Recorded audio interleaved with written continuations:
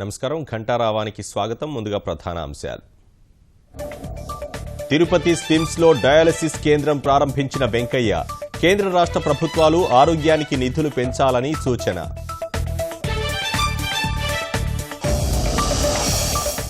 రాష్ట్ర వ్యాప్తంగా ఎన్టీఆర్ వర్ధంతి కార్యక్రమాలు, దావోస్లో నివాళులర్పించిన చంద్రబాబు.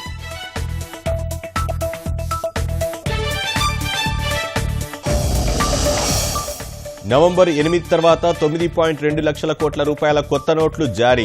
పార్లమెంటరీ ఆర్థిక స్థాయి సంఘానికి ఆర్బీఐ గవర్నర్ వివరణ. హృద్రోగులకు ఊరట కలిగించనున్న కేంద్రం, మరో 15 రోజుల్లో స్టెంట్ల ధరలపై నిర్ణయం.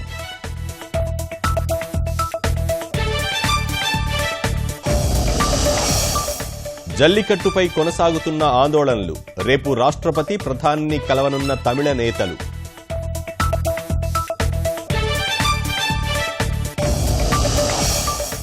అక్రమ ఆయుధాల కేసులో సల్మాన్ నిర్దోషి, జోధ్పూర్ న్యాయస్థానం తీర్పు.